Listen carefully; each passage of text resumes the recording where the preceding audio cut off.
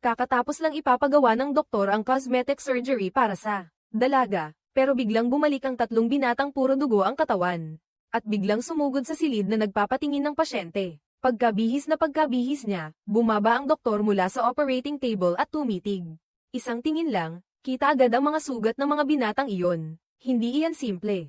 Marami akong hindi ginagamot na sugat, balaman o patalim. Ayaw kong makialam sa ganyang gulo. Lahat ng iyan ay ilegal.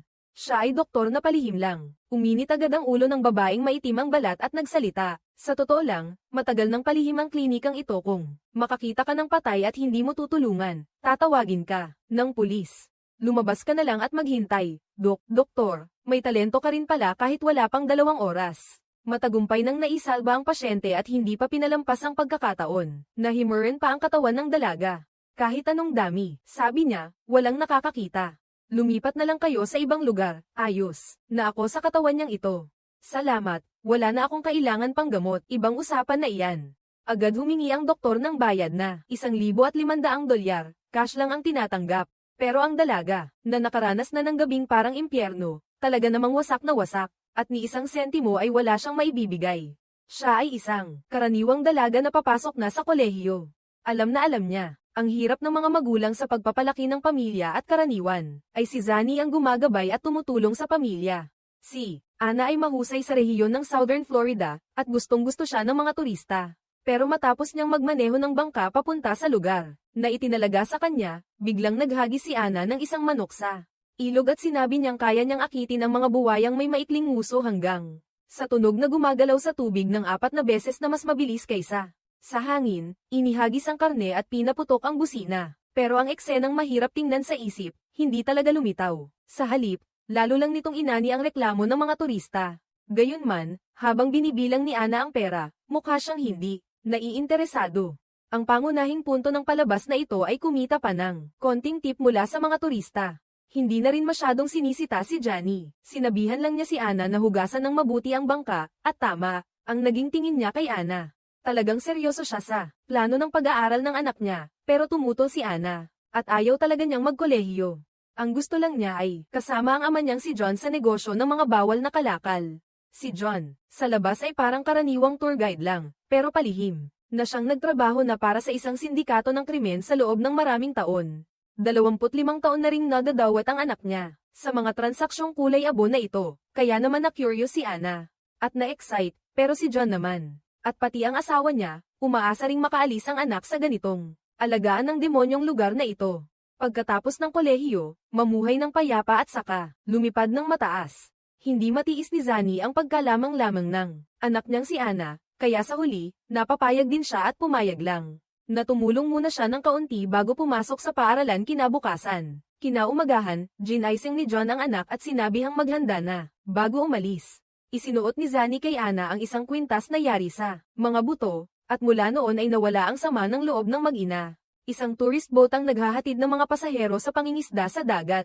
Pero habang abala ang lahat sa saya, nagsinungaling na naman si John, na may kaunting problema ang bangka dahil sa kaligtasan ng mga pasahero, at iminungkahi niyang sumakay sila sa ibang bangka, pabalik sa pantalan.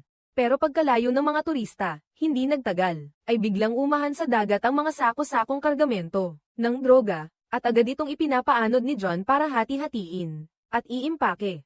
Yelong panakip lang iyon, palamuti lang ang hitsura, pero matagal nang nabayaran ng mga bantay sa dagat, kaya ang yelong panakip ay formalidad lang, at halos walang nagtangkang inspeksyonin sila ng gabing iyon. Kaya nagtipon ng pamilya ni John para sabay-sabay na maghapunan habang masayang masaya at walang tigil sa tawanan. Sobrang saya ng matanda ng sindikato ng krimen, biglang tumawag at hiniling kay John, kahit ano paman, na pumunta sa mamahaling yate para sa isang biyahe matapos ang masusing inspeksyon ng mahigpit na mga bantay. Nakilala ng mag-asawa ang matandang boss, parang kandilang nakaharap sa hangin. Matagal na siyang pinahihina ng diabetes, at ayaw na niyang mabuhay ng lugmok, kaya ngayong gabi pinili niya ang tahimik na paglayo para pasalamatan ang 20 taong serbisyo ng pamilya ni John. Binigyan niya sila ng napakalaking yaman, at ang tanging hiling niya ay matapos na ang kanyang anak, ang pumalit, manatiling tapat pa rin ang pamilya ni John sa kanya. Pagkatapos, noon, maraming detalye ang sinadyang ipahiwatig ng matandang boss upang ipaalam na pag-alis ng mag-asawang John, seryoso ang usapan niya. na ang anak niyang si Jessie ay humanap ng pagkakataong pumatay ng isang tao para magpakita ng lakas at takutin ang reputasyon ng sindikato. At si John, ang pinakatapat niyang tagapagpatupad sa pwesto, hindi mapapalitan ng ama, pero ang kahinaan ni John ay ang pamilya. Kapag nabisto siya, makakalusot lang siya sa bantay. Kailangang kumilos agad para hindi lumala ang gulo, tapos na. Saka lang siya makakahinga ng maluwag, pero ayaw pa rin ni Jessie. Magsaya na lang sa kasalukuyan at desidido ng sumabak sa mga madidilim na transaksyon na dati ay hindi pa niya pinapasok. Nang matapos niya ang lahat, agad niyang tinawagan si John at sinabing darating siya ngayong gabi sa tamang oras sa itinalagang lugar ng transaksyon. Alam ni Zani ang panganib ng gagawin niya ngayong pagkakataon. Gusto niyang manatili si Anna sa bahay, pero naniniwala si John na napakahusay ng anak niya, kaya nagkainitan sila. Nag-away silang mag-asawa ng todo, pero pinilit pa rin niyang isama si Anna. Pero kahit sa panaginip, hindi niya akalaing ang kargamentong ito ay hindi droga, kundi isang bangkang may sakay na mga dinukot na dalagita. Agad na nabigatan si John sa dibdib, at si Anna naman ay direkta na nagdusa. Tinakat sila, at agad silang nagtalo sa kapitan ng kabilang bangka. Kung gusto nilang gumawa ng negosyo, dapat marunong din silang manindigan. Akala nila, wala siyang takot, dahil sa ganitong gawain, hindi talaga siya natatakot sa langit ni sa lupa. Hindi siya natatakot na gamitin agad ang buhay ng mga dalagita bilang panakot. Kung hindi nila ibibigay ang kargamento, buburahin niya ang buong pamilya ni John. Wala nang nagawa si John kundi mapilitang makipagkompromiso. Pero pauwi na sila, biglang may helikopterong sumulpot at inutusan silang tumigil agad. Nagulantang si John. Hindi niya alam kung bakit ang Coast Guard ay biglang nandito pa para manggulo sa oras na ito. Ngunit ang asawa niya ang nagmaneho ng bangka ng mabilis, papalapit sa baybayin. Nang makita niyang may bangkang lumulubog sa ilalim ng tubig, naghinala siya na may ilegal na kargamento roon kaya agad silang sinundan. Pagtingin niya, wala na sila roon. Agad namang tumalilis si John, naiwan sa bangka ang asawa niya, at saka lang nakita ng Coast Guard na naloko sila. Pero huli na ang lahat, nawala na ang target. Malamig na kinwestiyon ni John si Anna, hindi ba't ikaw palagi ang pilit na gustong sumali sa negosyo ng pamilya? Ganito talaga ang buhay nila. Wala silang pagpipilian. Kapag nakita mo ang mga dalaga sa bangka, batang wala pang karanasan sa buhay, hindi pwedeng pumikit na lang. Dahil sa loob ng bangka, kasama niya ang may edad na si Anna, hindi niya kayang tumingin na parang walang pakialam. Samantala, habang inaalo at tinatakot niya ang mga dalaga, biglang piniga ni John ang manibela at ibinagsak siya sa dagat, at kahit ano pa, buong lakas niyang minaneho ang bangka pabalik sa pampang. Alam ni Anna na ang ama niya ay gumagawa ng tama. Tiwala lang, Tay, tiwala ka sa akin. Anak, hindi naman, pero desidido si Anna at diretsyong binuksan ang kabina para palayain ang lahat ng nakakulong na dalaga. Nang makita niyang nagsitakbuhan ng mga dalagita palayo, tumakas si John. Agad siyang tumawag sa asawa nang makarating siya sa bahay. Walang kahit anong sambat ang ama, kundi payo lang, mag-empake ang pamilya at maghanda ng tumakas. Ngayong gabi, anuman ang nangyari, ipinagmamalaki ni tatay si Zani, ang kanyang anak na babae na laging kayang humawak ng Taiman. Pero hindi pa alam ni Anna ang buong katotohanan. Kailangan nilang bayaran ang kapalit nito. Naalala niya ang kwintas na kinuha sa batang babae. Iyon ang huling alaala mula sa kanya. Kaya agad siyang bumalik sa bangka para hanapin ito. Biglang pinatahimik ang dalagita ng mga tauhan. Nais ng matandang ito na maraming alitan sa pamilya ni John, kaya gusto niyang dumating ng maaga para magtrabaho. Pero sa mga sumunod na sandali ay kumislap ang mga ilaw ng sasakyan. At mabilis na lumapit kay Jessie, kasama ang mga tauhan niya, para usigin si Anna. Sa nakita niya, sumailalim ang dalaga sa bangka at nagpasya silang puksain ang lahat sa isang iglap. Sa gabing iyon, maraming lihim ang pamilya ni John, kaya gusto niyang maagang dumating para magtrabaho. Pero sa sumunod na sandali, nasilaw ang mga ilaw ng sasakyan at mabilis na lumapit si Jessie, kasama ang mga alalay niya para usigin si Anna. Nang makita niya ang sitwasyon, kumilos siya agad at lamusong sa tubig. Ang iba ay tinipon at dinala sa harap ni Jessie ng harapan. Sa harap ng pagtatanong ni Jessie, hindi na nagpalusot si John. Diretsyong anako ng amo ang lahat ng kasalanan at nakiusap kay Jessie na patawarin ang pamilya. Lahat ay natahimik, pero si Zani lang ang pilit na lumalaban sa sakit at umaasang bibigyan sila ni Jessie ng pagkakataong mabuhay. Pero, lagi nilang naaalala ang bilin ng ama. Ngayon, ang kitang-kiti niyang makapaghiganti. Ang kaganti ay naitanim na. Kapag pumatay, dapat linisin ang lahat. Lahat ay may kabayaran. Sa bahay bangka, si Zani at ang katulong lang ang naiwan. Nakiusap ang katulong na sana ay maipaliwanag ni Zani ng malinaw sa sindikato. Napalayain siya at bigyan ng pagkakataong mabuhay. Pero tumingin si Zani sa dalagang nasa ilalim ng tubig at biglang nagsalita ng matapang. Pagtapos nito, sinabi niya ang kasinungalingan na. Nagpaalala kay Jessie na ang katulong ay anak ng lider ng sindikato. Kaya ibinuhos nila ang gasolina sa bahay bangka. Matapos si Zani at ang katulong ay umalis, nagbuga sila ng apoy para wasakin ang lahat ng bakas sa isang gabi lang. Pinatay ang buong pamilya. Si Ana na lang ang natira. Nakapagtago siya sa ilalim ng tubig at nakaligtas. Umiiyak siyang tumakas palayo sa lugar na nagpalaki sa kanya, at tumakbo papunta sa istasyon ng pulis. Nang una, ang hepe ng pulisya ay humihingi pa ng saklolo. Maamong umaaliw, pero nang marinig niya ang buong kwento, nanigas siya. Diretso siyang sinaksak ni Ana ng isang patalim. Napabili na ng drug cartel ang hepe ng pulisya. Matagal na siyang kumikita sa gilid ng batas at tumatanggap ng lagay para mangbastos ng proteksyon. Kapag nabisto ito, paputok ang mundo sa ilalim niya at mawawala ang lahat niyang pinaghirapan. Kaya napilitan tayong tapusin ito. Kailangang tanggalin si Ana agad bago makabawi ang hepe ng pulisya. Nadagdagan pa ang gulo nang marinig sa bahay ang tawag ni. Mabilis na tinawag ng asawa niya ang mga tauhan ng seguridad at pumasok sa silid. Matulog. Pero ilang saglit lang, naglaho na si Ana. Kaagad na pinaandar ng hepe ng pulisya ang yate at nagsimula ang habyulang buhay at kamatayan kay Ana habang nagkakagulo ang lahat. Tumakas si Ana at itinaboy ang bangka sa sulok na walang lusot ng daluyan. Sinundan siya ng hepe ng pulisya. Hakbang-hakbang, saka tumalon sa tubig at lumangoy, papunta kay Ana. Wala nang natitirang lakas si Ana para lumaban, kaya napilitan siyang ialay ang buhay niya, umaasang may buwayang sasalo sa kanya. At hindi niya akalaing darating ang isang himala. Totoo ngang nangyari ito, pero sa oras na iyon, nawalan na ng malay si Ana. Dahil sa sobrang daming dugo, nakalutang na lang siya ng may kaunting lakas at nakaahon sa bangka. Wala na ring tao ng masagap ng malalaking kamay. At iahon siya mula sa malamig na alon ng dagat. Ang pangalan niya ay Lori. Isa siya sa mga ilegal na migrante. Sinasadya nilang tumawid papuntang Mexico sakay ng bangka, at nagpatuloy sila. Hanggang sa tuluyang marating ng huling bangka ang dalampasigan sa gabing iyon. Agad na tumalon sa dagat ang mga ilegal na migrante at kumapit sa buhay. At sa kabutihang palad, nailigtas ni Lori si Ana at naihatid siya palayo sa mga tumutugis sa kanila, sa paggabay ng kaibigan niyang itim na Amerikano. Dinala nila siya sa isang klinika, ang ilegal na cosmetic surgery clinic na iyon ang unang sinabi ng doktor. Na pagkakita kay Ana ay kailangan agad itago ang mga sugat, masyadong grabe ang lagay ng dalaga, at ang mga sugat niya ay mula sa kutsilyo at baril. Ang babae ay isang palihim na doktor. Sa totoo lang, hindi niya kaya ang ganitong panganib. Lori, ilalagay ko sa alanganin ng buhay ko sa sitwasyong ito. Diretso na, kung hindi ko siya gagamutin, lalabas siya at isusuko ang sarili niya sa pulis. Sa ulat ng pulis, napilitang magpagamot ang doktor at muntik nang magkamali. Sa halip na emergency treatment sa sugat ni Ana, mabuti na lang at ang mga tama ng bala at saksak ay hindi tumama sa loob ng katawan niya, at maganda rin ang pangangatawan ni Ana. Kaya maayos at naging magaan ang operasyon. Kung iinom siya ng gamot ayon sa bilin ng doktor, sa loob ng isang buwan, pwede na siyang halos gumaling. Pero ang presyo ng gamot ng doktor na ito ay nakakagulat ang kapal ng mukha. Naniningil siya ng $15,000 na cash. Wala ni sentimo si Ana ngayon, at sa totoo lang, wala siyang may pangbayad.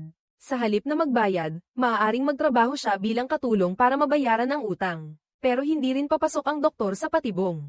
Sinabi niyang bago mag-hate ang gabi, kailangang bayaran ang bayarin sa ospital, o hindi, magsusumbong siya sa pulis. Talagang mapanlin lang ang doktor na ito na pabiktimang nagsusumbong sa pulis. Bihira talaga.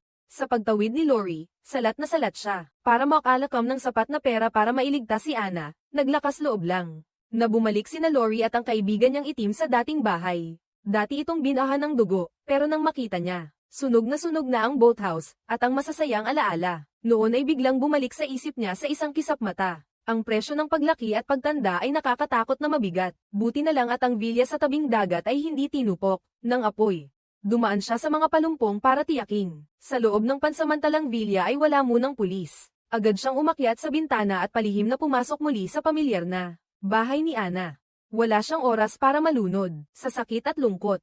Diretso siyang tumakbo sa mga bakal na rehas sa loob ng bahay, pero ang pera sa loob ay matagal nang kinuha ng mga magulang. Matagal na iyon, kaya malamang nahawak na ngayon. Ito ni Jessie. Sa loob, isang notebook na lang ang natira. Kinuha ni Ana iyon. Pero eksakto sa oras na iyon, ang forensic team ay dumiretso sa pinangyarihan ng krimen. At si Isa, ang babaeng pulis na dating kasamahan niya, matapos magretiro ay nagpatuloy bilang investigador sa ilalim ng mesa. Sa kulay abong mundo, madalas silang magpalitan ng impormasyon. para parehong mabuksan ang kaso at makinabang ang buong pamilya. Pinatay siya sa malapitan, binaril ng halos dikit na dikit, nang linisin ang bangkay, halos walang bakas na naiwan. 3 o 4 lang na bakas mula sa isang pamilya na may 7 o 8 tao. Isa sa mga biktima ay buntis na at malapit ng manganak. Bihira ang ganitong pagpatay sa Florida. Higit pa roon, may nakita pa ang pulis sa bangka ng pamilya ni John. May ilang uri ng ipinagbabawal na gamot na una nang natukoy dito. Ito ay kaso ng paglipol sa sariling loob ng sindikatong nagbebenta ng ipinagbabawal na produkto. Pero sa South Florida, ang mga gang na sangkot sa bentahan ay hindi maaaring sabay-sabay ang pagkamangha sa maraming bagay. Hindi matukoy kung sino talaga ang salarin at agad na nagpasya. Pumasok sa mansyon para kumuha pa ng ebidensya para kay Ana. Pagkabihis, agad na siyang aalis. Paglingon niya, nakita niya ang mga larawan ng pamilya sa dingding sa loob. Nang dumating ang matinding lungkot, bigla na lang niyang itinulak ang pinto at pumasok. Buti na lang hindi tayo napansin ni Ginoong iyon si Ana. Tanging nakatuon sa mga litrato sa loob ng bahay ang baliw na kumukuha. Ang mga larawang iyon ang ginawang ebidensya para ay pakitang hindi bantay sarado si Ana. Nanginginig na lumabas ng mansyon at agad na napalibutan ng mga pulis. Habang ginagawa ang misyon, diretsyong lapitan at tanungin siya. Matalinong nagkunwaring katulong si Ana, ng pamilya at matagumpay na nalinlang sila sa pag-iwan dito. Dito, paano makakaupo na lang si Ana at hihintayin ang kamatayan sa kamay ng mga pulis? Papasok na siya sa bahay para magbalita, pero tumalikod ang babae at tumakbo. May narinig ang kapitbahay na may isang pilay na babae.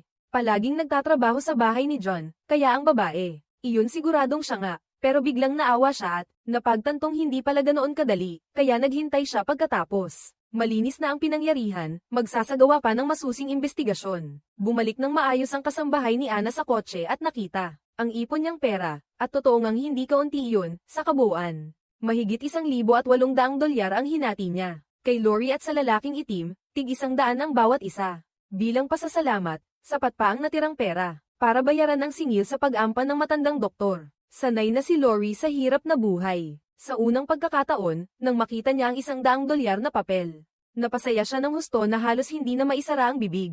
Ang itim na kasama niya ay natahimik naman at sinabi, talagang nilindol ang pamilya natin sa dagat. Sa pagtawid sa border, lahat ay nilamon ng dagat, dahil sa sunog, dahil sa mga lalaking iyon na pumatay sa pamilya ko. 12 lalaki, at gusto mo lang silang patayin, pero bakit parang? Ganon si Lori, sinabi niya sa akin at ako, na ang nagsabi sa kanya, pala, nang palutang-lutang siya sa dagat. Sa panaginip ni Ana, nabanggit niya ang 12 mong kaaway na gusto mong patayin, pwedeng maintindihan ni Lori. Ang nararamdaman ni Ana, pati ang pamilya niya, ay binaril din ng sindikato. Sinasabi ko sa iyo, si Lori at ang lalaki. Na itim ang pinili ring tulungan si Ana dahil pareho silang may kaparehong trahedya. Habang lunod sa sakit si Ana, ang munting pasang inalagaan ng lalaking itim ay tulog na tulog. Akala niya patay na ang mga ito, at agad niyang naalala ang mga magulang niyang nawala habang nagmamaneho. Ang kakaibang kilos niya ay nakatawag pansin sa isang pulis. Sa ngayon, walang dalang papeles o pagkakakilanlan sina Ana at Lori. Buti na lang at nakapasok na sa Amerika ang lalaking itim. At may lisensya at mga papeles ng sasakyan. Gumamit din si Ana ng isang paraan para matulungan siyang makatakas. Pagkatapos ng lahat ng pangamba, tinupad ni Ana ang kanyang pangako. At binayaran ng buo ang natitirang bayad sa ospital at utang ng doktor. At may sobra pang ilang dosenang dolyar, kaya inanyayahan niya sina Lori at ang lalaking itim na kumain ng masarap na fast food, pero hindi pa rin niya mapigilan ang sarili at naalala ang pamilya. Para aliwin siya, sinabi ng lalaking itim kay Ana, ngayong gabi, matulog ka na lang sa kotse, habang si Lori naman ay naghanda ng isang espesyal na lamay para sa pamilya ni Ana, at pagkatapos, umiyak ng todo, sa wakas ay nagpasya siya. Hahanapin ko sila at papatayin ko silang lahat, dahil pinatay nila ang pamilya ni John at winasak ang buhay namin.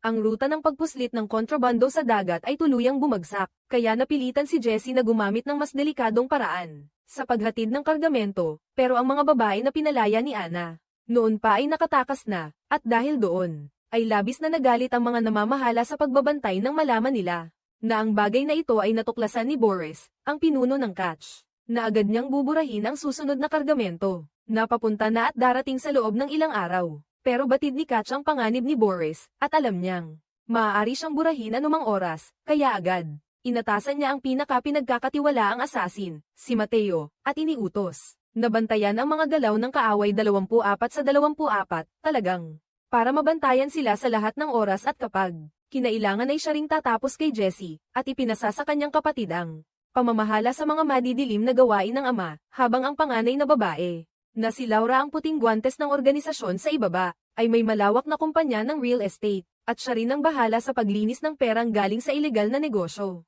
Kamakailan, nakapukaw si Laura ng isang proyektong kulang pa, ng 20 milyong piso para manalo sa bidding. Iyon ang perang ipinangako ng tatay niya para sa kanya. Si Laura, nag-aalala sa lahat matapos mamatay ang ama. Magbabago ang lahat kapag nawala ang ilang linggo ng mga developer. May isa pang proyekto na palihim na inaasikaso. Pipiliin ang isang proyekto para maging legal na pinagkakakitaan. Legal pa rin, basta matapos mo ito ng maayos. Ang magandang legalidad ang gusto ni boss para lubos na malinis ang pera. Ang pagligal ng negosyo ay talagang panghabang buhay na pangarap. Ng lahat ng sindikato, iisa lang ang alam ngayon ni Jessie. Napakabago pa niya, wala pa siyang alam sa bigat nito. Ibebenta mo ang isa mula sa koleksyon niya. Makakakuha ang negosyo ng tatay mo ng naantalang bayad. Lalo na matapos ang isang linggo, nalaman agad ni Laura ang lahat. Pagdating niya sa bid site, nakita niya agad ang konsehal. Nagmadali siyang manuyo, pero sa sumunod na segundo, ang konsehal. Sinabi ng diretso sa kanya na nagpasya na ang konseho ng lungsod. Na ibang kumpanya ang nanalo sa bid. Pinigil ni Laura ang galit na namuo sa dibdib niya. May babaeng nagsabi sa akin kung sino ang target, ako ang bahala dyan. Nagkakasayahan lang ang mga tumatakbo kasama ang mga tauhan nila. Naparelax siya ng bahagya dahil sa sobrang takot, boss, at may isang karaniwang pako sa dingding din. Baka hinak ang camera na yan.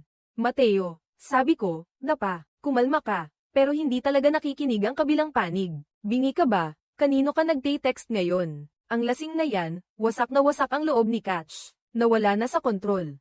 Baka ibenta niya ang buong grupo, anumang oras, para protektahan ang buong operasyon ni Mateo. Walang pag-aalinlangan siyang kinuha niya ang buhay ni Catch. Ikinalungkot ni Jessie ang hakbang na ito, at inisip niyang, lumampas sa autoridad si Mateo, pero ngayon, siya ang mahalagang tao ng organisasyon, kaya hindi na nagsalita pa si Jessie. Kinabukasan ng madaling araw, nahuli ni Mateo ang isang grupo ng mga salarin, mga magnanakaw ng kargamento. Nang malaman iyon ni Jessie, agad siyang dumaluhong. Sa interrogation room, gumamit sila ng matinding pressure para mapalabas ang utak sa likod nito. Sa likod ng grupong iyon sa Southern Florida, maraming ang boss ng sindikatong nagbebenta ng kontrabando, at ang nasa likod ng mga salarin ay si Peña. Maaari ko nang ayusin, na makaharap mo siya. Wala nang atrasan, linisin na natin to. Ibigay mo ito kay Peña matapos ang ilang araw ng investigasyon. May balita na, i-report mo agad sa taong inuupahan ni Laura.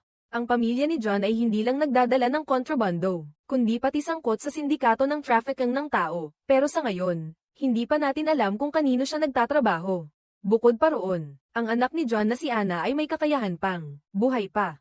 Naisip ito ni Laura at natakot, kaya agad niyang hinanap ang dalawa. Ang nakababatang kapatid ang nagkumpirmang sila ang mismong mga trafficking kingpin. Pagkatapos, sinabi ni Laura kay Jessie na agad niyang ayusin ang usaping ito. Huwag hayaang maapektuhan ang negosyo niya sa real estate, pero binaliwala lang iyon ni Jessie. Binalika ng mga salitang iyon ang research team. Ang bagong rutang pangdagat ay dumaan na sa ilang masusing pagbusisi. Dinala ang dalawa sa harap ni Jessie. Matandang lalaking may uban, bagamat batikan, sa pagsasalita niya, ay medyo mabagal. Ang babae naman, kalmado, matalino. Pagbukas pa lang ng bibig, tama na agad ang pagsusuri, pati ang panganib at pakinabang ng rutang dagat, handa na. Nakasaad na ang mga safety option ng una pa lang kay Jessie. Kasama na ang opinyon ng bunso niyang kapatid na si Sam. Diretsong sinabi ng kabilang panig na ang mahinahon at eleganteng babae ang taong kailangan nila ngayon, pero sa labas, parang hinihingi ni Jessie ang opinyon. Sa totoo lang, isa lang yun na palabas, at diretsong inaako ang panukala para sa sarili. Panukala iyon ng kapatid niya para maipakita ang buong kapangyarihan niya.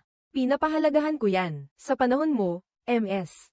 Myers, ang kapatid ko ay mapapakinabangan. Pasensya na, pero hindi na tayo magtutulungan. Para mabilis na makalakam ng sapat na pera para kay Laura, pumunta si Sam sa healing room. Ang mga lihim na gamit ng ama ay balak niyang ibenta ng paisa-isa. Ang mga lumang ari-arian para maiwan na lang ang mukhang larawan. Sa harap ni Sam, namangha siya sa lungsod. Ang babaeng may hawak na kutsilyo sa larawan ay minsang napaslang ng masama, dahil siya mismo ang gumanti at pinatay ang kaaway, kaya, siya ay isang bayani. Pero may isa pang paliwanag. Iba ang paliwanag, ang lalaking iyon daw ay napatay, dahil inakala ng babae na hindi siya totoong pinuno. Sapat na ang arogansya niya, sa huli, babayaran din niya. Ang mapait na kapalit ng mga salita ni Sam ang nagpatingin kay Mateo. sa kanya sa ibang paraan. Dati, palagi lang siyang tahimik at bihirang magsalita, pero ngayon si Jessie ay talagang malupit. Hindi madalas magwala si Sam.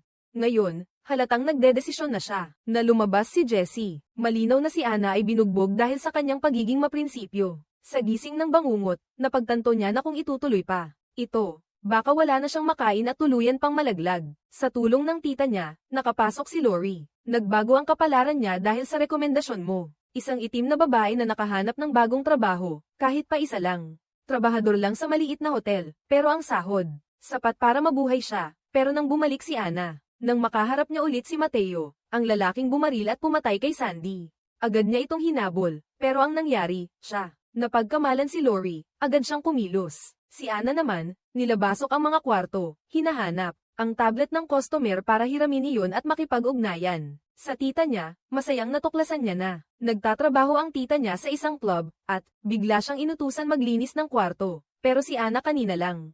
Nilapag na niya ang gamit panglinis ng ang bisita ay biglang hinaplos pa ang buhok niya. Pero may pahiwatig si Ana, ang lalaking ito, hindi ka makakalusot ng ganoon lang, pero may prinsipyo si Ana. Niyadyak niya agad at nabuwal ang bisita, tapos sinipa. Umalis na siya, gamit ang employee card, at binuksan ang silid. Hinailan ng pinakamalapit na bisita si Lori para sabay na tumakas. Kita mo, matagal silang hindi binubuksan ang pinto. Akala ng bisita, may masamang hangarin. Nang mainis siya at umalis, napagtanto ni Ana na napagkamalan pala niya. Ang bisitang iyon ay si Sandy na pinatay ng halimaw. Pero nang malanawan ang lahat, hindi na masama ang pakiramdam. Pero ramdam ng bisita na ang paglapit niya sa babae ay may ibig sabihin.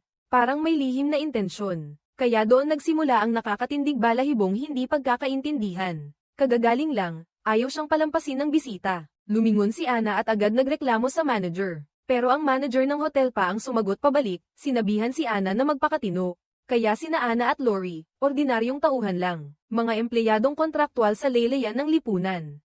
Samantalang ang lalaki naman, ay VIP guest ng hotel.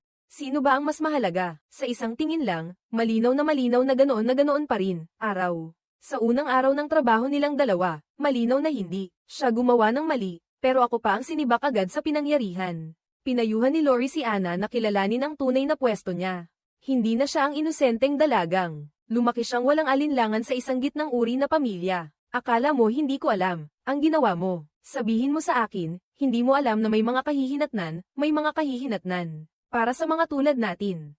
Ang ginawa ng lalaking iyon, ay mali, pero ang mga patakarang minsang nagpanatili sa kaligtasan mo noon. Hindi na yun angkop sa iyo ngayon. Si Lori ay kinailangang dumaan sa butas ng karayom bago niya marating ang magandang buhay. Natural lang na alam niya kung gaano kasama at kalupit ang realidad. Alam niyang para kay Ana, kailangang tanggapin ito, pero kailangan pa rin ng panahon, pero tuloy pa rin ang buhay. Desidido si Ana, isama si Lori sa club at alamin kung ano, mga taong nawawala sa area ng hotel at humanap ng dalawang magagandang damit, sa tulong ng kaibigan mo. Nakapasok ang itim na babae sa likod na pinto at sa club. Ang lugar dito ay nalulubog sa kinang at luho, punong-puno, ng marangyang paglalasing. Pero ang tita niya, hindi pa niya nakikilala. Kagaya niya, nakilala agad si Ana sa unang tingin pa lang. Sa harap ng pagtatanong ng kanyang tita, ikinwento ni Ana ng buo, ang mga naranasan at mga dinadala niya. Pero ang tita, na si Cam, ayaw niyang makinig, kaya tumanggi siya. Nang pera at sinabihan si Ana na umalis agad, hindi man lang. Sa mukha ni Cameron, madaling mabasa na sa puso niya ay wala. Naiintindihang utang na loob. Dahil sa layo niya sa nakababatang kapatid, babae, pinili na lang na paalisin si Ana. Pero si Ana, wala ni Katie Ting, na alam, kaya sobrang hirap unawain. Sa totoo lang, si Lori, nakakaamoy din na may kakaiba sa ina niya at sa kuya niya. Hindi rin gaanong maayos ang samahan, pero kapag nagkakasakit ng malubha, laging inaasikaso ng kuya niya ang nanay niya hanggang sa pagpanaw niya. Marahil, karapat dapat subukan pa ulit. Minsan pa kasama ang tita niya, naramdaman ni Ana na may saysay ang sinabi ni Lori. Maging mahinahon ka lang at maghintay sa parking lot hanggang nang lumitaw si Cayman, pala dahil sa naunang kaso. Dumating ang mga pulis para hanapin si Cayman, at ipakita pa ang litrato ng pamangkin niya, kaya lang nakilala ni Cayman, si Ana. Sa isang patak ng dugo, parang mas malapit pa si Cam sa isang lawa. Sa huli, hindi pa rin matanggap ni Ana at Lori, na naglalakad na sa parehong landas ang club, binibigyang halaga ang balanse ng proporsyon ng bawat grupo ng tao na kailangang pantayin. Halimbawa, mga magaganda, mga sikat, mga politiko, mga negosyante, mga sosyal. At sila rin ay kailangang sumunod sa mga tuntunin. Dito, pero si Ana mismo, sa unang araw pa lang niya sa trabaho, bigla siyang lumusat at may napansing isang blondeng babae. Nagbebenta siya ng kontrabando, hindi pa nakakapagsabi kay Tita Lori. Sobra siyang na-excite at sinabi niya na siya pala ang bago. Sa loob ng 2 oras, nakakuha na siya ng 500 tip. Pagkatapos, bumalik siya sa paghahanap ng pera. Biglang may isang lalaki na dumating at binigyan siya ng sampal. Nang makita ni Carmen iyon, agad siyang humarang at pinigilan ang gulo. Tapos inilabas niya ito rito ngayon din at nilinis ang gulo. Sa sahig, doon lang nalaman ni Ana na si Tita Cameron pala iyon. Sa Marines, sandali lang, sa puso ko, may direksyon na siya para sa paghihiganti niya. Dapat maging matibay ako, kasing tibay ng tita niya para may tsansang matapos ito. Agad na isinumbong ni Ana ang blondeng babae. Pero nang mahuli siya ni Cameron, wala namang natagpo ang kontrabando sa bag. Malinis siya. Pwede na siyang umalis. Ano ba naman yan, gusto mo bang magpalit ng shift? Thirsty ka? Pumasok pa sa opisina ko, nakakasuya ka talaga. Ang bayarin ko ay pamangkin ko rin, sa isang bar. Sa gitna ng kaguluhan at ingay, kakaunti lang ang nakapapansin. Sa madilim na sulok, iniuwi ni tita ang Ana at nagpasyang. Personal siyang turuan ng pamumuhay na matapang para mabuhay. Sa bahay ni Cameron ay isang maliit na 2 palapag na gusali. Lahat sa silid ay maayos at elegante, at pinayagan iyon ni tita. Pansamantalang titira si Ana rito, kapalit ng pagtulong sa mga gawaing bahay. May hardin ng bulaklak ang bahay, pero bawal uminom ng alak. Pumayag agad si Ana. Nang gabing iyon, nagtrabaho siya sa club gaya ng dati. At gaya ng nakagawian, may nakita siyang pamilyar na anino. Siya mismo ay isa sa 12 kalaban noon. Ngayon, nag-aaway sila ng isang dalaga, si Ana. Hinabol niya ito hanggang sa pinto ng Kalabang Club. Bigla itong naglaho na parang bula, ni hininga wala na. Ngumiti si Ana. Kinabukasan, nalaman niyang nag-aaway ang babae. Muli itong bumalik sa club para harapin ang kalaban. Sa pagkakataong ito, hindi na siya kumilos ng padalos-dalos, kundi maingat niyang sinundan at sinuri ang bawat galaw. Ipinakiusap ni Lori na alamin niya ang pangalan at pinagmulan nito. Masyadong mataas ang tsansa ng babae kay Lori, kaya hindi gumana ang paanyaya. Imbitado siya sa inuman para makipagkilala, pero halatang may ibang pakay. Hinintay niya na mismo ang babae ang magyaya ng inumin at obserbahan ang reaksyon. At ang reaksyon niya, gusto ba niyang magpa-picture? Para sa hindi niya alam na nabubuking na siya. Tahimik na lumapit si Ana sa likuran ng babae, habang nagpo-post siya sa social media. Kapag maingat mong pinanood ang malalaman mo agad. Ang kalaban ay si Linda, pagkatapos ay bumalik agad sa bar counter. Naghanap siya ng mga kaugnay na impormasyon, pero wala pa ring nakita. Wala siyang nahanap na social media account ng kalaban. Alam ni Ana na gustong sumali sa party ang mga babaeng tulad ni Linda. Naka-schedule na magdaos ng isang engranding salo-salo. Sa bahay ni Cameron, inimbita pa ang tagapagtanghal sa club na si Daisy. Dumating siya para tumulong noong gabing iyon, kasama si Linda at ang lahat. Pagdating nila sa party, binigyan ni Ana si Lori ng isang sulyap. Agad itong nakaintindi ng ma-distract si Linda. Kinuha ni Ana ang cellphone niya at nag-post ng isang larawan, na may kasamang lokasyon, para malaman kung darating ang kalaban o hindi. Bahala na kung anong mangyari, pero sunod na nagbago ang sitwasyon. Pinilit nitong bumalik sa dati ang nangyari sa club, may sabit. Nakipag-usap ng husto kay Ana at bigla ring dumalo sa party. At para mapalapit kay Linda, nagkunwari si Ana sa impluwensya ng alak, lalo nang nawawala sa sarili. Buti na lang nandyan si Lori, medyo maaasahan. Nalasing si Ana at nawala agad ang malay at napalapit ng husto. Kay Mark, palapit ng palapit, pero sa mismong sandaling iyon sa lobby. Biglang sumugod ang isang grupo ng mga lalaking malulupit. Sinakal nila si Linda at balak siyang patayin. Pero hindi pala sila ang tunay na kalaban ni Ana. Para makuha ang tiwala ni Linda, kahit buhay niya ang kapalit, lumabas si Ana para umawat. Nang gagalaiti siyang hamarang sa panganib na pwedeng ikamatay niya. Lumalabas na may utang si Linda ng isang napakalaking halaga. Agad niyang inilabas ang halaga ng kontrabando, para ipalit sa utang na may bahid ng kasamaan. Iniisip niya pa rin na kahit paano, hindi kakayanin ni Linda. Nabayaran iyon, kaya kinuha na lang niya ang mga gamit at umalis.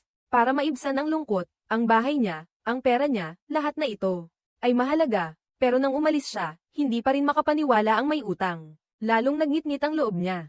Kaya binaril niya ito ng isang beses, sa balikat ni Linda. Agad siyang hinubere ni tita at sinabihan si Ana, na idiin ng mariin sa sugat. Ano bang ginagawa niya? Tawagan ng siyam isa-isa, hindi ang ambulansya, ibig sabihin ay pulis. Napatingin ang mga pulis nang makita si Linda na sumusuntok sa isang sugatang lalaki, at biglang naisip ni Ana ang matandang doktor. Alam na ng ilegal na doktor na iyan ang nangyari sa nakaraan.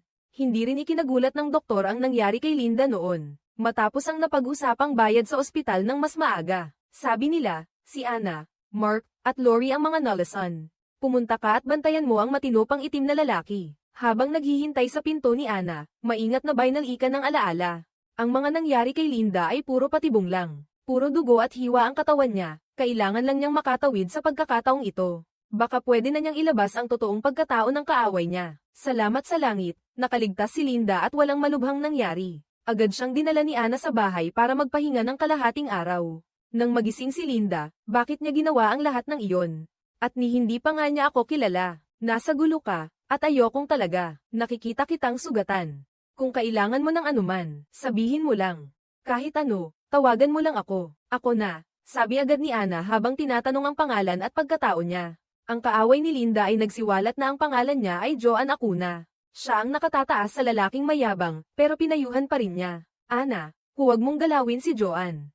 Dahil ang lalaking iyon ay isang mahalagang tao sa sindikatong nagbebenta ng ipinagbabawal na gamot. Namilog ang mga mata ni Ana. Bigla niyang nakumpirma na tama ang taong nahanap niya. Agad siyang nag-online at naghahanap, at natuklasan niya na ang buong Miami Police ay may 2 tao lang na may pangalang Joan Acuna. 7 ay 16 na tao. Kaya lumiit ang saklaw ng investigasyon. Malayo pa ang lalakbayin, pero ang mahalaga ngayon ay kailangan linisin muna ang gulo bago pa ito mabisto ni Cameron. Ngayon, dumating din si Mark para tumulong sa nakakatakot na nangyari. Dahil kagabi, hindi man lang siya hinayaang makatakbo. Sa halip, bumalik pa siya para tumulong sa bagay na ito. Lalong tumaas ang simpatsya ni Anna para sa kanya. Nang dumating si Cayman sa bahay bakasyunen, nakabawi na siya. Tulad ng dati, iniabot ni Anna ang susi kay tita. Pupunta sana si Danny para ayusin ang security camera ni tita nang masira ang isa. Kakaiba ang paraan, at 3 bahay lang ang pagitan ng kapitbahay. May basurahang puno ng pulang takip sa bahay, at diretsahan niyang inamin na nagdaos siya ng salo-salo sa loob ng bahay. Sana, tita, pwede mo ba akong patawarin? Ito ay isang pagsubok. Ano nga ba? Sabi ko nga sa inyo, tita, hindi dapat ganoon. Ang tiwala ay bagay na dapat pagkatiwalaan. Hindi na masyadong nagpaligoy-ligoy si Anna kay Cayman. Sa isip niya ngayon, paghihiganti lang ni John Acuna ang laman. Sa Miami, may 26 na tao. Nagpa siya si Anna, na gamitin ang pinakamakisig na paraan para isa-isa silang alisin. Kasabay nito, habang sinusundan ang pangalawa, natukoy na niya ang pagkatao ng kaaway at sinundan ito ng buong biyahe. Nakita niyang pumasok ang target sa isang pabrika kung saan puro delikadong armadong tao ang naroon. Kaya, nagpa siya si Anna na mas maingat pang planuhin kaysa kanina. Ngayong araw ang kaarawan ng itim na kaibigan niya, at si Lori, ay masusing naghanda ng isang plaka ng vinyl. Si Lori, bumili rin kay Anna ng isang bagong cellphone. Nagtanong tungkol sa usad ng investigasyon ng paghihiganti kung wala ng direktang sagupaan, nagpa siya si Anna na alamin muna ang nakagawi ang buhay ni Joan saka siya aasintahin. Para may sagawa ang plano na handa na ng halos-halos si Anna. Ginamit niya ang sistema ng club at inanyayahan si Joan bilang bisita. Isang VIP na paanyaya, gusto lang niyang makakuha ng dagdag na impormasyon. Pero nang makita niya ang tumutupok na apoy ng galit ng kalaban, sandaling nabulag ang isip ni Anna. Agad niyang hinanap si Lori at pinasabuyan ito ng gamot sa inumin ni Joan, tapos inakit siya papunta sa likurang eskinita. Sa likod ng club, pumayag si Lori na tulungan ang mga kaibigang naghihiganti, pero ayaw niyang madamay ang sarili niya. Sa pagdanak ng dugo, hanggang marinig niya ang matibay na pangako ni Anna. Saka lang siya napilitang sumang-ayon na sundin si Joan. Siya ang lalaking halata ang pagkasabik sa harap ng tukso. Matapos ubusin ni Lori ang baso ng nilason na alak, hinatid niya si Lori papunta sa likod ng eskinita, pero hindi pa nakakalayo. Paglabas niya sa likod na pinto, hindi na nakapaghintay si Joan at agad siyang sinunggaban sa kamay at paa ni Lori. Nang makita iyon, si Anna ay agad sumugod at sinakal si Joan, binigyan siya ng mabagsik na dagok. Pero kahit nabagsakan na ng matinding pampatulog si Joan, hindi pa rin siya kayang tapatan ni Anna. Buti na lang at maagap na kumilos si Lori at tinulungan si Joan na bumagsak sa lupa, dagdag pa ang walang habas na pag-atake ni Anna. Nagtulungan ng dalawa para mapatay ang kalaban, pero hindi pa sila nakapatay ng tao, kaya hindi nila alam kung paano aalis ng bangkay sa tamang oras ay habang itinatali nila ang mga kamay at paa ni Cayman, biglang itinulak niya ang pinto at pumasok. Sobrang kalmado si Lola at agad inutusan si Anna na asikasuhin ang salarin. Tapos inutusan din si Lori na kunin ang mga panlinis at maglinis kami rito. Tapos linisin ang lugar at burahin ang mga CCTV camera sa likod.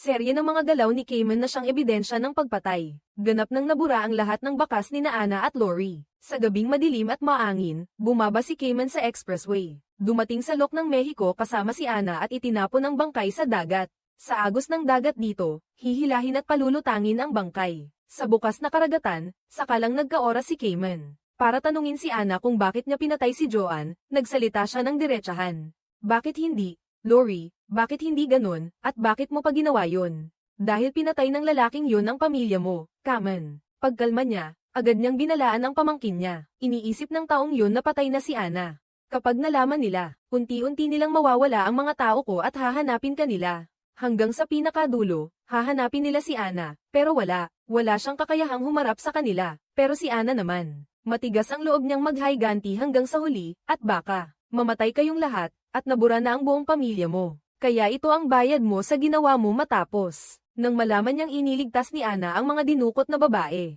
Maraming salamat, sabi niya ng malinaw sa dalaga. Ang landas na pinili ng mag-asawang John ay lubhang, mapanganib. Alam nilang sa ilalim ng mundo ng sindikato, maaga o huli, kailangang bayaran ang kamatayang matagal nang nakatakdang. Maaga o huli, nakatadhana na iyon. Pero ang naging desisyon ni Ana ay tama. Pero kung magpapatuloy siya sa landas ng paghihiganti, natitiyak kong may mabigat na kapalit iyon. Sana, Lola, pag-isipin mo ng mabuti ang pamangkin mo. Bago ka magdesisyon, ipaalam mo muna sa akin, Mateo. Pagka-uwi niya galing trabaho, agad siyang hinarang ng dalawang lalaking nakaitim na mahigpit siyang kumontrol. Pagkamalay niya ulit, nakita niyang nakagapos siya sa upuan, habang itinutok ng lalaki ang ulo. Sa harap niya mismo ang don ng catch, ang taong nagpapatakbo ng human trafficking. Boris, manang-mana sa ama. Ang gusto lang ay malaman ang kinaroroonan ni Catch, pero sa mukha niya, wala siyang masabi. Dahil kay Mateo, tuluyan siyang nainis. Tingnan natin kung yan ba ang sagot mo kapag ang mga tauhan ko ang nag-torture ng walang awa sa iyo.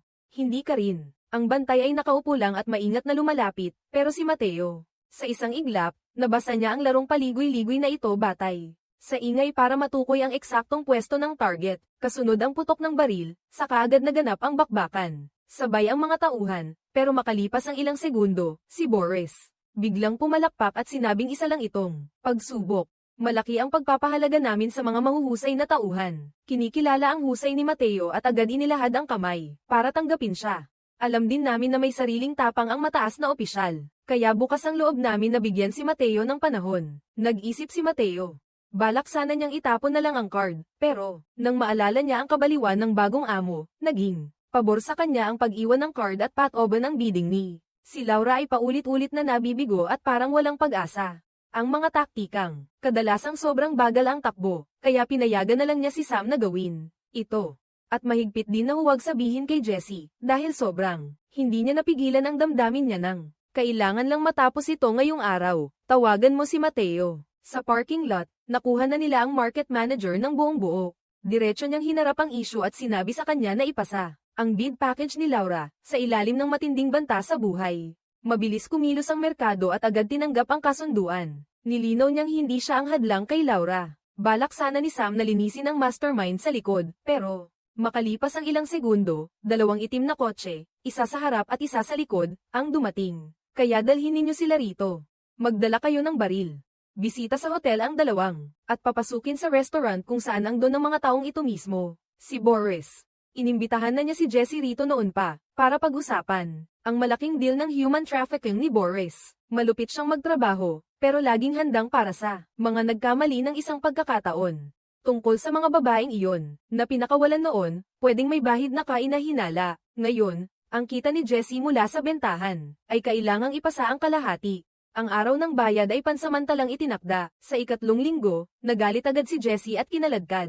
Pinigilan siya ni Sam at naintindihan ang sitwasyon. Kung hindi sila papayag. Ngayon, sigurado akong hindi na. Pwedeng umalis dito sa payo mo, bunso. Pinilit pigilan ni Jessie ang galit at pasalubong na sinunod ang hiling ni Boris. Nang malaman ito, galit na pinagsabihan ni Jessie na isa kang daga sa loob ng basyong bar aisles, laging maingay at puro madali kang mapagsamantalahan ng iba, at para bang ang totoo ay matagal ka ng gusot sa problema. Tama nga, si Jessie, sobrang lalim ng hiya niya kaya galit agad ang lumabas. Ang lahi niyo, mahigpit ang kapit kay Sam.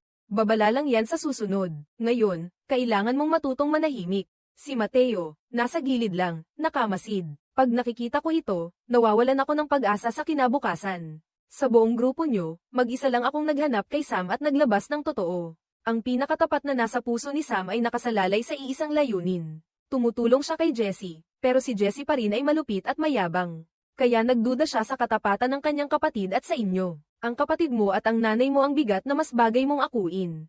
Para mapatakbo ng mabilis ang negosyo ng ama mo. Nandito na rin si Boris, ang tapat niyang tao, sa kumpanya.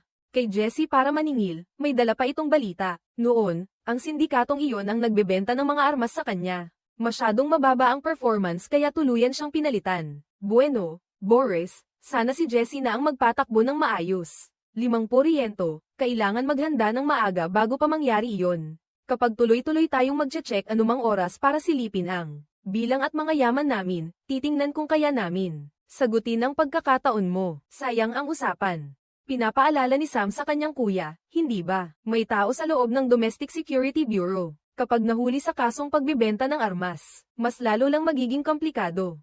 Nakadikit, kapanang ka sa kanila ni Boris, mas lalo kang malalagay sa alanganin, pero si Jessie, matagal nang nabubulag sa napakalaking kita. Sabihin mo sa kapatid ko na nag-aalala siya. Sobra na.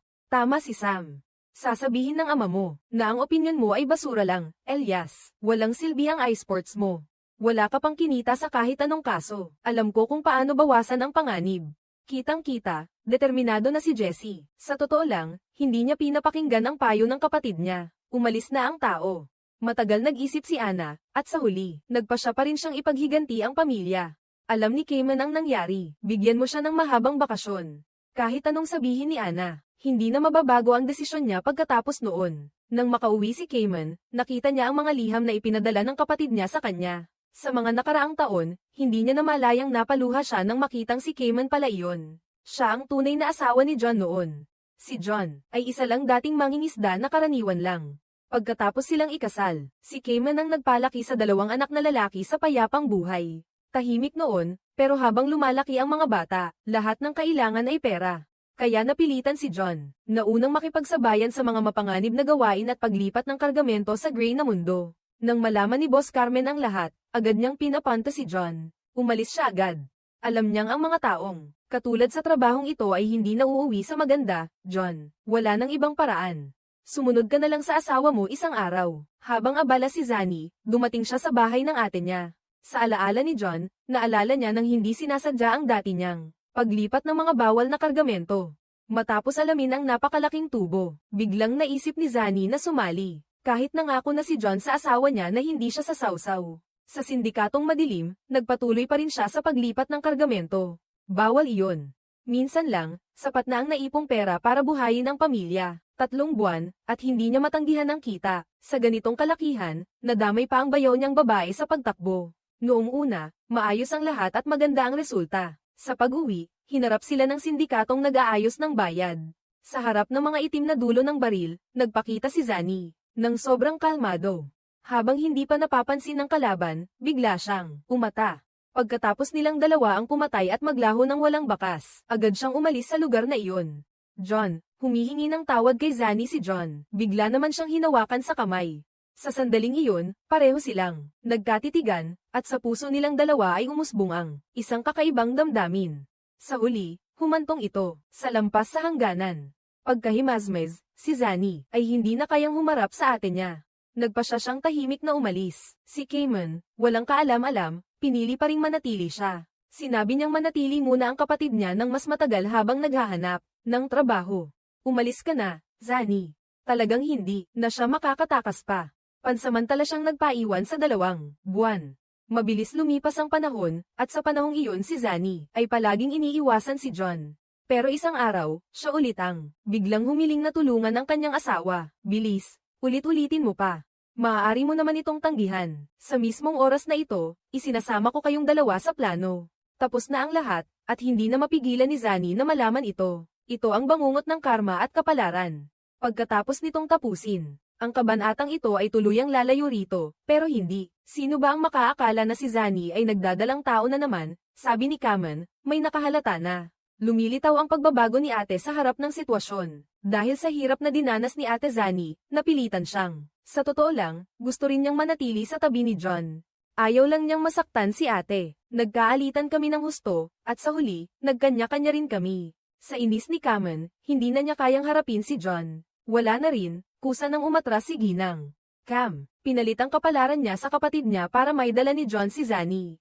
At naghiwalay ang dalawang lalaking iyon na parang sarado na ang pinto. Magpakailanman ng pinaghiwalay ang magkapatid na babae, parang naglaho na lang. At si Anna, siya mismo ang anak ni John at Zani. Kaya kahit anong tawag ni Anna kay Kamen, wala naman siyang ginagawang mali. Bumalik tayo sa kasalukuyan. Dumating si Jack kay Camden habang naghuhugas siya ng kotse. Para lang magtanong tungkol kay Anna, may dahilan siyang maghinala. Pinaghinalaan niyang buhay pa ang dalagang ito, at agad siyang naalerto si Carmen. Bago iyon, nagpadala na sa kanya si Drake ng ilang mensahe. Kaya agad sinimulan ni Ginang. Carmen ang investigasyon kay Drake at natuklasan niya na ang kausap ay hindi na pulis, kundi direktang. Tinanong niya ng pabalik, para kanino ba talaga nagtatrabaho si Drake? Hindi ko. Walang karapatan na magsalita, pero may karapatan ka namang manggulo. Nalito ako, bakit ayaw na ni Carmen pang magsalita? Direktang nag-utos na paalisin ang bisita mula nang makasama niya si Anna. Nang mapatay si Joanne, lubos nang nataranta si Lori. Balak sana niyang maayos na makipag-usap kay Anna, para maalis ang bigat sa dibdib niya. Sino bang mag-aakalang? Lalo lang lumalim ang alitan at nagbangayan sila ng todo kay ang dating pinakamalapit niyang kaibigan, sa mismong sandaling iyon. Hindi sinasadyang nabutas ng grupo ang pink na pader na bakod. Nakita ng mga iyon na madaling ang gapiin ng grupo ni Lori, kaya agad silang tumanggi. Bayaran ng danyos, pero ang pamilya ni Anna ay laging lumalampas sa hangganan. Matagal na niyang nilalabag ang batas. Marami siyang alam sa batas at matalas siyang mga tuwiran. Hanggang sa puntong pati ang grupo ay napilitan ding tumango at sumang-ayon.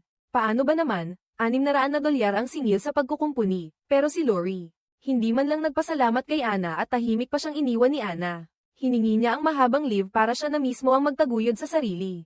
Para mabuhay, pwede lang siyang pumasok sa ilang trabaho. Part-time lang, gaya ng karaniwang trabaho ng matandang may-ari ng bahay. Kunwari lang na humihingi siya ng tulong sa pagbubuhat ng mga gamit sa loob.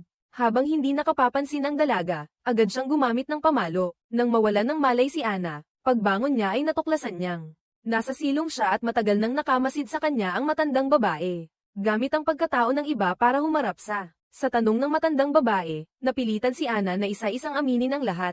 Ng lahat ng pinagdaanan niya, mabilis at tuwirang pagpaslang. Dahil sa may sensinang pagsasanay at matinding tiyaga, hindi para sa kanya ang pumatay, alam na alam iyon ng matandang babae. Hindi ganoon ka-simple. Para itong pagmamakaawa sa kabila na turuan siya. May kakayahan siyang pumatay, pero sa totoo lang, ayaw naman talaga ng matandang babae. Na mapansin siya at basta na lang umalis sa kwartong iyon sa loob.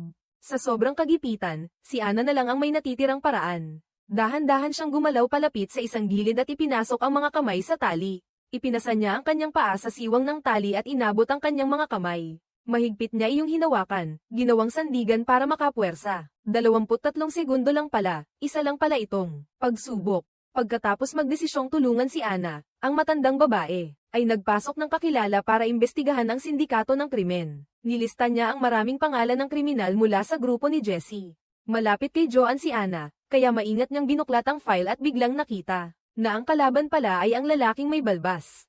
Agad na, sinimulan niyang ituro ang unang hakbang pagkatapos matukoy, na ang pangunahing layunin ay mang-alap ng impormasyon tungkol sa pinatitingnan niya sa driver na paikot-ikutin ang bahay ng lalaking may balbas. 2 ikot, ni anino ng sasakyan ng kabila ay wala, ibig sabihin, malamang ay wala sa bahay ang target. Agad kumuha ang matandang babae ng isang espesyal na aparato. Isang pindot lang, kaya nitong maglabas ng maraming signal sa loob ng 50 metro. Tahimik na lumapit ang dalawa sa likod na pinto. Tiningnan ito ni Anna, at agad niyang nakilala ang klase ng kandado. Luma itong bolt lock, marami na siyang napanood na video kung paano magbukas ng kandado sa YouTube. Kaya kabisado niya ang disenyong iyon. Mahusay siyang gumalaw, huwag kailanman umasa lang sa swerteng may guwantes silang suot at nakapasok sila sa loob ng bahay. Maingat nilang sinuri ang ayos ng silid sa loob. Napag-alaman nilang ang lalaking may balbas ay isang mapagsamantala, at ang talunan ay madalas tumawag sa mga babaeng taga-aliw sa tamang oras. Nakaayos na ang sasakyan ng lalaking may balbas.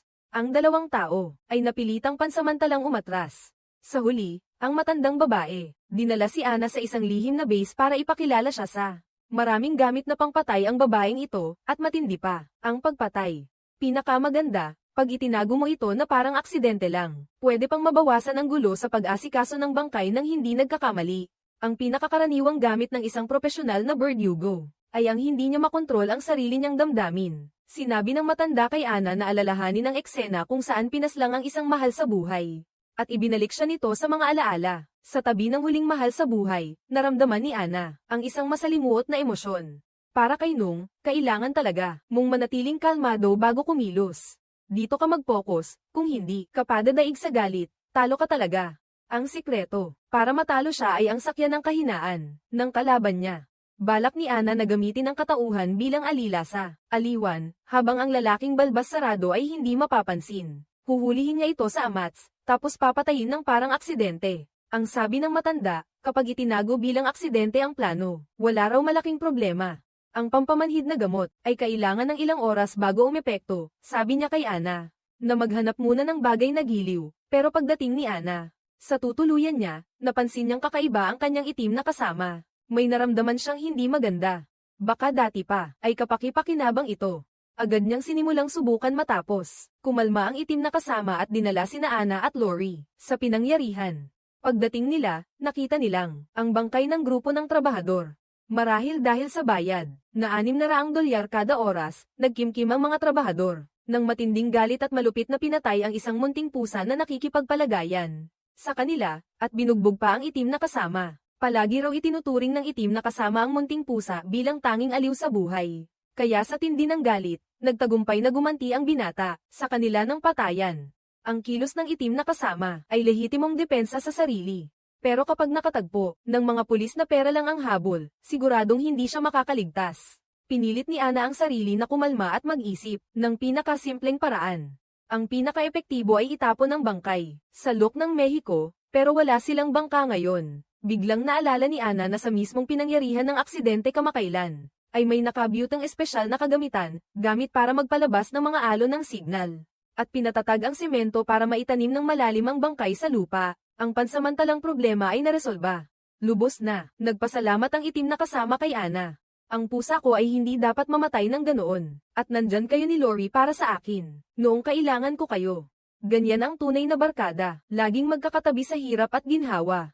Dahil sa nangyari, iba na rin ang tingin ni Lori kay Ana, kahit hindi siya makatulong sa paghihiganti ni Ana bilang kaibigan, ay todo suporta siya sa loob at lakas ng loob ni Ana. Mahigpit na nagyakapan ang dalawa, pero ang hindi alam ng ilan, sa likod ng grupong iyon, ay ang kumpanya ng real estate ni Laura, ang babaeng, ay ayaw basta palampasin ang kahit ano ni Lori. Lahat ng nakikita niya ay nagiging tinik sa mata ni Laura. Pagbalik ni Ana sa base, nakatanggap siya ng pampamanhid mula sa matanda. Agad siyang nagsimula sa plano ng paglusob at pagpatay. Pagkatapos noon, pumunta siya sa bahay ng lalaking inihahanda ko. Nasa posisyon na ako nang dumating ang Kuya Wire niya. Isa siyang napakabuting kuya. Pagkatapos ng ikalawang paghihiganti, sinabi ng matanda kay Ana, tumakas ka muna sandali, at samantalahin mo ang panahon na ito para magpahinga muna.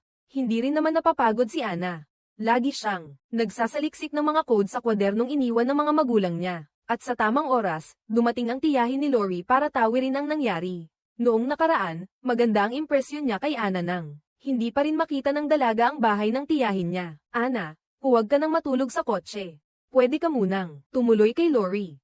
Lahat ay sang-ayon sa pasyang ito habang lumilipas ang panahon. Pero ang matinding usapin ng pagkawala ni Joanne ay tapos na rin. Pinayagan din ni Cayman si Lori na bumalik sa club, sa opisina. Maayos ang takbo ng lahat, ang direksyon, at naramdaman ni Ana na kung magtatagal pa ito, ay hindi rin naman mabuti. Mas mabuting siya na ang kumilos at hanapin sila. Ngunit sa pagkakataong ito, diretsahang pinaalis ni Cayman si Ana. Sa totoo lang, gusto niya talaga ang batang ito. Pero dahil sa nakaraan nilang mag-ina ni John, sa puso niya, ay hindi pa rin niya malampasan ang hadlang na iyon. Taos-pusong humingi ng tawad si Ana kay Cameron. Pumayag din ang kabila na bumalik siya sa club, sa opisina. Habang nagkataon, natuklasan ni Ana ang lihim, na ang code sa kwaderno ay isang kasangkapang pampinansyal ng isang kumpanya ng real estate. Ang may-ari ng kumpanya ng real estate ay itong sindikatong ito. Si Laura agad ang pasimuno. Ana, kapag pinagdugtong-dugtong mo ang lahat, malinaw na. Si Laura ang puting guwantes ng sindikato. Kasabay nito, sinisiyasat din niya ng husto ang pabrika na pinuntahan ni Joanne. Ang kumpanyang iyon ang nasa ilalim ng sindikato. Ginagamit ng sindikato para pagtakpan ang matanda. Nang makita niyang dumating na ang tamang oras, agad niyang inilabas ang drone. Ang binili lang namin ngayon ay pang 21 siglo na. Kailangan pa ring eksakto ang mga paraan, anuman ang mangyari. Sa bilis ng takbo ng panahon, nakarating na si Ana sa pantalan. Kayang ikandado ng kumpanyang pangtakip na iyon ang target na numero 5. Ang kalaban at ang paraan ng pagbiyahe ng mga bawal na gamit ng mga pareho lang sila ni John. Nagpa siya si Ana sa susunod nilang kargamentong bawal, papatayin niya ang lahat ng 5 taong iyon ng sabay.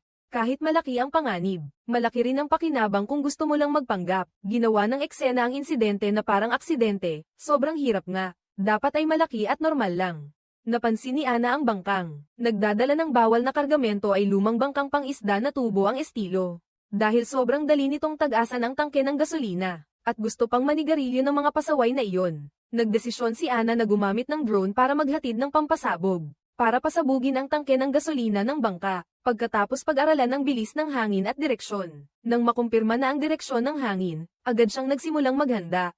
Tumulong din ang kaibigang itim ang balat, pero ayaw ni Ana na madamay ang mga kaibigan. Kaya matigas niyang tinanggihan ang hiling ng kabilang panig. Noong araw na iyon, nahuli na ang bangkang nagdadala ng armas. Kinuha ng mga bantay dagat at agad silang ipinaalam sa seguridad sa loob. Ang matandang may puting buhok, tumalon mula sa bangka ng buhay pa, at tumakbo pabalik sa kumpanya para sabihan si Jessie. Ako muna ang magtatago at maghihintay. Lilipas lang muna ito, tapos babalik ako at muling kakamkamin ang kapangyarihan.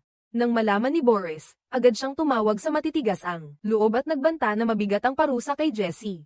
Ngayon ang sitwasyon ni Jessie ay sobrang delikado. Agad siyang tumakbo papuntang hotel para tulungan ang asawa niyang mag-ayos ng damit at agad na umuwi sa bahay ng ina niya.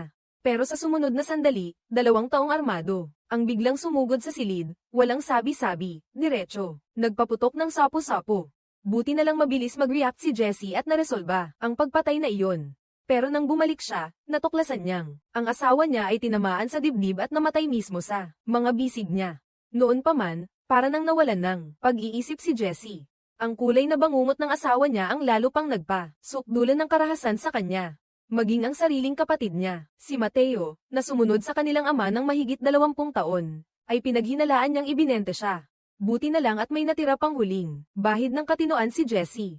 Hindi siya pumiling umatake, at agad na hinanap ni Sam, ang kapatid niyang babae. Sa sandaling ito, buhay o kamatayan ang usapan. Hindi dapat mapasa kamay ng sindikato ang gamit na pangwalis ng lahat. Ang pinakamahalagang pera ay hindi pwedeng mawala. Nagkaroon pa rin ng problema, pero mabilis na kumilos si Boris at direktang ikinulong ang kargamento. Alam ni Sam na 10 milyong dolyar ang halaga ni Jessie. Ito pa lang ang simula. Pero sa lakas ng sindikato ngayon, wala silang laban kay Boris. Kaya iminungkahi niyang makipag-alyansa si Jessie sa isang iba pang don ng sindikato, si Peña, para sabay nilang kalabanin ang kanyang kapatid. Tumango si Sam at agad nag-ayos ng isang pagkikita para ipaliwanag ng malinaw kay Peña ang sitwasyon. Habang umiinit ang sitwasyon ngayon, kapag bumagsak ang sindikato ni Jessie, si Peña rin ang magiging isdang nasa chopping block. Kukunin niya ang hilagang Miami at hahatiin ng tama sa tamang oras. Habang si Peña ay nag-iisip ng mabuti sa pakinabang at panganib, minamando na ni Ana ang drone. Handa na sana niyang pasabugin ang bangka, pero hanggang ngayon hindi pa rin niya makita ang tamang oras. Pero sa sumunod na sandali, nahuli siya ng isang sundalo, nagbabantay habang dumaraan. Nahila siya nito palabas ng kotse, umupo siya at kinausap ang boss. Hindi ito pagkakamali, buti na lang at laging nakasunod ang kaibigang itim ang balat kay Ana. Doon lang siya, nailigtas. Pagkasakay niya sa kotse, nagpatuloy si Ana sa pagmamando ng drone at muling napansin ang lumang bangkang pang-isda. Wala ni aninong tao sa loob, at sinunog na ng mga iyon ang nahulog na kargamento. Ngayon, nagpapahinga sila sa tabi ng bodega. Agad na nakipag-ugnayan si Ana sa kaibigang itim ang balat, isang tao sa barkada ang naatasang magmaneho ng drone. Ang kaibigang itim ang balat ang nagbantay sa tamang oras para pasabugin ang bangka. Kung ako ang bumagsak, ikaw ang susunod. Akala ni Jessie, lahat ng ito ay plano ni Boris. Para sa ambas na ito, kahit sa panaginip hindi inakala ni Ana na.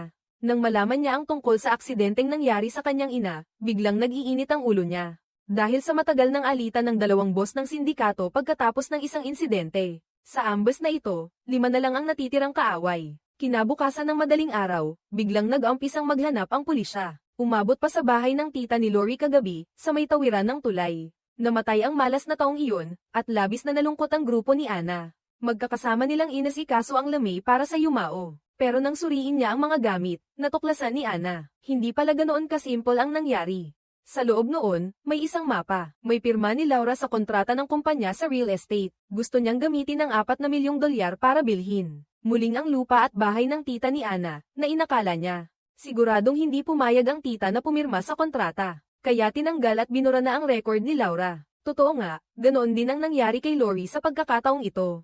Ang itim na lalaking iyon at si Ana ay talagang magkasama. Isang landas ng paghihiganti, tapos na ang usapin. Sa puntong ito, ang proyekto sa real estate niya. Kay Laura, pwede nang ituloy sa isang iglap ang napakalakas na puwersa. Walang makakatapat sa kanya, pero isa siyang kaaway na may matinding galit. Noon pa man, may balak siyang wasakin ang sarili niya, kaya kailangan niyang magbayad. Kamakailan lang, iniisip ng konsehal kung paano muling sumabak sa halalan. Agad na inihayag ni Laura ang kandidatura ni Ginoong Peña, na may kinalaman sa kamakailang proyekto sa pag-unlad. Sa ngayon, wala kaming komento. Salamat sa inyong imaheng panlabas. Pakikipagkamay ng isang huwad na moralista sa publiko ni Laura. Galit na galit si Ana. Umiinit na naman ang dugo niya. Nang maalala niya ang taong iyon, agad niyang isinama si Laura sa listahan. Kagabi, nag-imbestiga si Ana sa gawing. Hindi rin malinis ang mga kamay ni Laura. Marami. Ang mga taong pinagtatrabaho niya ay bigla na lang naglaho. Sa mahiwagang paraan, pinayuhan ulit ng matandang babae si Ana na kumalma. Alas 12 na, 5 na lang ang natitirang kaaway. At ang 5 natira ay pawang mga haligi ng sindikato. Kailangan nila ng mas malaking plano. Sabi ni Lola, may mas malalim na sabuatan si Ana. Magpahinga ka muna ng 1 linggo, saka ka bumalik para mangalap ng impormasyon. Nagbibigay lang sila ng ilusyon ng kapayapaan. Bago tuluyang maayos ang tirahan, nagpa siya ang grupo ni Ana, na dumalaw kay Cayman. Matagal nang gusto ni Cayman na makita ang kaibigan niya. Sa hapagkainan, masaya ang lahat, at maayos ang samahan nang malaman nilang naghahanap sila ng bahay ni Cayman. Pumayag siyang tumulong sa pagresolba ng problema. Sa huli, ang bagay tungkol sa bahay, personal na nakipagkita si Lola kay Ana. Ikinwento niya ang lahat ng mga sekreto na matagal na niyang itinago sa puso niya sa loob ng maraming taon, at ngayon sa pagitan nila, wala nang ibang sikreto. Talaga bang kaya na nilang harapin ang isa't isa ng tapat matapos magkaisa sina Jessie at Peña? Nagbuo sila ng matibay na alyansa at naglatag ng isang plano. Napakaingat. Una, sinusubaybayan ng taong sumusunod kay Boris. Pagkatapos, gumawa ng peking eksenang parang nag-aayos ng kotse para harangin ang sasakyan ng mga tauhan ni Boris, at sa huli, sina Jessie at Peña. Personal na nanguna sa operasyon. Itinuturing na halos tapos na ang pagpatay kay Boris, na walang kapantay bilang makapangyarihang haligi, at bumagsak ang buong imperyo sa harap ng kanyang mga mata. Pero kahit ganoon, may bakas pa rin ang dignidad na natira sa huli ng matanda. Pero nang makita niya ang asawa niya, hindi na niya napigilan ang sarili. Hindi kasali sa usaping ito ang asawa ko. Ganoon din ang asawa ko. Binigyan ni Jessie si Boris ng huling pagkakataon para magpaalam. Ang totoo, matagal na pala siyang palihim na nasuhulan ng kusiniro ni Boris. Sumunod na sandali, bigla siyang nakaramdam ng hirap sa paghinga. Ang asawa ko, hindi niya dapat pagdaanan to. Mabilis na namatay si Boris dahil sa pagkalason sa pagkain. Naghiganti ng matagumpay ang mga kapatid ni Jessie, kaya lalo pang lumawak ang teritoryo nila ng doble, at pansamantalang bumuti rin ang ugnayan nila kay Peña. Pero matapos suriin ang opisina, napag-alaman ni Jessie na palihim ding nakikipag-ugnayan si Boris kay Mateo. Ngayon, lalo pang lumakas ang impluwensya ni Jessie. Balak niyang hayaang ang kapatid niya ang humawak sa rehiyon ng Hilagang Silangan ng Miami. Talagang gusto niyang isama ang lalaki sa kapangyarihan. Pero ngayon, mukhang kailangan munang baguhin ang plano. Pagkatapos maalis ni Jessie si Mateo ng palihim, kunin ang mga papeles ni Boris at palayasin nila. Darating din ang araw mo, kailangan mo lang magtiis at magtrabaho, Jan. Kaya niya iyon, dahil hindi siya makakahula ng maaga sa mga nangyayari. Mula pa kay Joanne, hanggang ngayon, lagi siyang walang komunikasyon. Dahil dito, nagsimula na ang lahat. Panang hinala si Mateo, kilala niya si Joanne. Gusto niyang pumunta sa club na iyon para kumpirmahin ang target. Bilis, may isang bagay akong gustong tingnan sa CCTV footage. Noong gabing iyon, wala kang magagawa kahit ikaw ang kasama ko. Kung hiling na ganyan, kailangan mo nang pumayag si Boss Mateo. Walang atrasan, kahit mag-isa lang si Cayman sa bahay. Palihim siyang pumasok sa villa para harapin siya. Diretso kay Lola ang hinahanap mo, ha? Huwag kang mag-alala, hindi kita babarilin. Mabait si Mateo sa akin. Sinabi niyang pumunta siya para kumustahin ako. May sinabi pa si Joanne tungkol sa ilang iba pang bagay. Pero nagsinungaling si Cayman na si Joanne at ang iba pang miyembro. Nanggang ay lahat personal na pinaslang ni Lola. At agad niya itong pinatay sa spot, ngayon din. Noong araw na isinama ni Cayman ang pamangkin niyang babae para tingnan ang bahay, pero nahuli siya ng 20 minuto. Si Cayman, sanay na sa trabaho, matigas ang desisyon niya, hindi pa siya naatras kailanman sa oras. Naghinala si Ana, kaya agad siyang nagmaneho. Pagdating sa villa, natuklasan nilang si Cayman, at sina Mateo ay parehong malubhang sugatan. Nais sanang tumawag agad si Ana, para tapusin ang kalaban, pero sabi ni Cayman, huwag niya itong maliitin. Kumilos siya nang hindi nag-iisip at kailangang lisanin agad ang villa. Malapit nang dumating ang pulis, kaya bawat segundo mahalaga. Pero si Mateo, biglang tumakbo ng ubod bilis. Diretso siya sa safe house, doon na siya hinintay ni Sam. Mula noon, agad niyang tinakpan ang mga bakas. Sa huli, si Mateo ang nagdala ng hinala ni Jessie sa kalaban. Betrayal pala siya. Inamin niya lahat kay Mateo. Matagal na siyang kasama ng grupo, kaya hindi makapaniwala si Sam. Dahil traidor siya, inutusan niya ang kabilang panig na agad, na tumakas mula sa Miami. Bahala ka na, Mateo ang huhuli. Si Sam ang tumulong sa paghahanda ng gamit. Sa isang iglap, nakita niya ang visiting card ni Boris. Nasa drawer na iyon ang taong kasama mo sa penya at ako. Hindi ka na niya kailanman iiwan, kahit kailan. Ganito na nga. Pero paglabas pa lang ni Sam sa safe house, sinusundan na siya ni Ana hanggang dulo. Ng kalsada, isang putok lang, tamaan man lahat, may presyo. Para iyon sa kapatid kong si Nathan John. Ana, mag-ingat kang lumapit. Pumasok siya sa loob ng silid at nakita si Mateo na panang sugat. Sa ngayon, wala ni kaunting kakayahan ang kalaban na lumaban. Sapat na ang kahit may baril si Kobob para matapos ang lahat. Makakabawi sana siya sa paghihiganti, pero nabunyag ang mukha ni Mateo. Bigla siyang parabang malapit ng makalaya, at buong puso siyang humihingi ng tawad. Ana, noong araw, nawalan din ako ng pamilya. Ngayon, pinagdududahan pa ako ng sarili kong pamilya. May pamitik sa likod mo, gusto mo bang mamatay? Hindi na. May iba pa bang magagamit para sa biglang naisip na iyon? Pumasok sa isip ni Ana matapos niyang timbangin ang bentaha at peligro. Hindi niya binaril, kundi pinatulog niya si Mateo sa isang sipa lang. Dinala niya siya sa isang ilegal na surgical clinic. Ilegal iyon sa Estados Unidos, pero sobrang lala ng sugat ni Mateo. Kaya ang doktor, natakot sa delikadong mundo sa ilalim ng lupa, at hindi nang ahas oprahan siya sa oras na iyon. Sa safe house, kumuha si Ana ng backpack na puno ng pera. Lahat ng laman ng backpack ay pera, diretsong ibinigay niya sa doktor. At walang dahilan ang doktor para tumanggi matapos mailigtas ni Mateo. Ang masaklap na sitwasyon. Si Ana at ang mga kaibigan niya ay nag-usap. Ngayon, wasak na ang gang ni Mateo. Malamang na maiwawaksi siya ng tuluyan. Kung tutulong si Mateo, mas madali nang patayin ang natitirang 4 na kalaban. Mas malaki pa ang pwedeng malaman tungkol sa paraan ng operasyon, ng buong sindikato at ng sakop nito. Anong ibig sabihin niyan, Apo? Subukan mo ulit. Nang malaman ng matanda, buong suporta niya ang desisyon ni Ana. Nagpagawa siya ng pansamantalang kama. Sa basement, mahigpit niyang kinadina ang mga kamay at paa ni Mateo. Ngayon, hintayin na lang nating magising siya, tapos ang grupo ni Ana ay pumunta sa ospital para dalawin si Cayman, pero natanggap nila ang balitang patay na ang kalaban. Nakakasilaw ang luha ni Ana. Sa isang kisap mata, mas lalo pang nag-alab ang loob niya. Lalo niyang pinatatag ang loob na pulutin sa ugat ang gang. Alam niya, ang bigat ng panganib ng susunod na paghihiganti. Para hindi madamay ang mabubuting kaibigan, nagpasya siyang umalis kasama si Lori at si itim na kasama, at ibunyag ang lahat. Mukhang matagal nang nakatadhana na magkapit-bisig sila. Tapos, sa mismong sandaling iyon, nakatanggap si Ana ng tawag ni Mark. Inimbitahan siyang makipagkita sa kanyang ina. Hindi tumanggi si Ana. Nagpalit siya ng pinakamagandang damit.